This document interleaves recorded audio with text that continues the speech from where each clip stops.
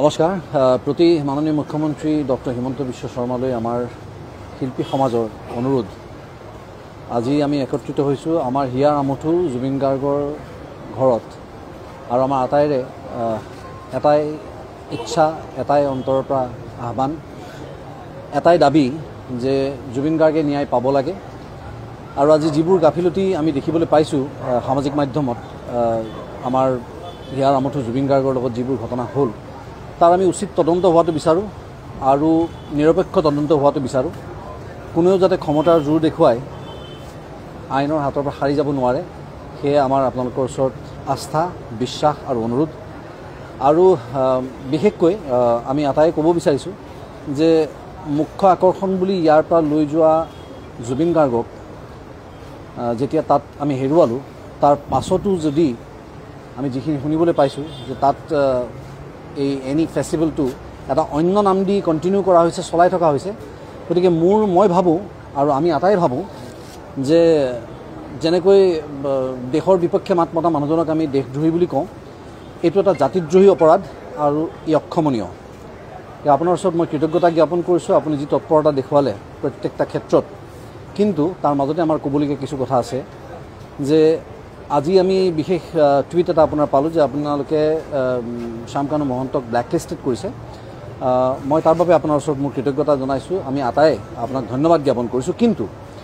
blacklist কৰাটো আমাৰ কাৰণে গুৰুত্বপূৰ্ণ এই কাৰণে নহয় কাৰণ শ্যামকানু মহন্তক আপোনালোকে বা চৰকাৰে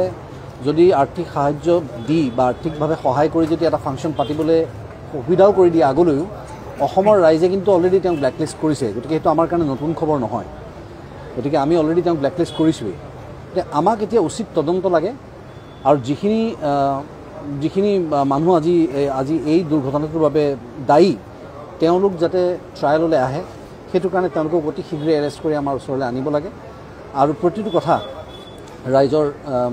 জুবিন অনুৰাগী সকলোৱে যাতে গম পাই থাকে সেইটোৱে আমি আপোনালোকৰ ওচৰত অনুৰোধ জনাইছোঁ আমাৰ আৰু এই প্ৰক্ৰিয়া যাতে নিৰপেক্ষ হয় তাকে আমাৰ আপোনাৰ ওচৰত কৰজোৰে অনুৰোধ আৰু কোনো ধৰণৰ গাফিলতি নহয় যাতে বাকী আমাৰ সতীৰ্থসকলে যদি কোনোবাই কিবা ক'ব বিচাৰে ক'ব পাৰে এটা দুখ খবৰ সকলোৱে জানে আৰু এতিয়া আমি সকলোখিনি শিল্পী সমাজ আগবাঢ়ি আহিছোঁ তথা শিল্পী সমাজে অসমৰ সমূহ জনতাৰ প্ৰতিনিধিত্ব কৰি আপোনাক এটা কথাই ক'ব বিচাৰিছোঁ ডক্টৰ হিমন্ত বিশ্ব শৰ্মা ডাঙৰীয়া আপোনাক যিহেতু আপুনি যিখিনি কৰণীয় কৰিলে সেইখিনি সঁচাকৈ এজন ডাঙৰ ককাই হিচাপে কৰিলে আপোনাক ধন্যবাদ জ্ঞাপন কৰিছোঁ ঠিক একেদৰে যিখিনি ৰবি শৰ্মা ডাঙৰীয়াই ক'লে সেই কথাখিনি সৰুগত কৰি আপুনি যদি এই তদন্ত ক্ষিপ্ৰতাৰে আৰু সোনকালে যদি কৰে যিসকল আওতাত আহিছে তেখেতসকলক যদি আনি ধৰি আপোনালোকে সঁচা কাহিনীখিনি উলিয়াই তেতিয়াহ'লে অন্ততঃ জুবিন গাৰ্গে ন্যায় পাব বুলি আশা কৰিছোঁ গতিকে বিশেষ একো নকওঁ যিহেতু চাওক আমি ওলাই আহিছোঁ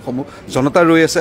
আপোনাৰ বাবে আপোনাৰ আশাত আমি ৰৈ আছোঁ আপুনিয়ে হয়তো এই তদন্ত ক্ষিপ্ৰতাই কৰি আপোনাৰ তত্বাৱধানত আপুনি গোটেইখিনি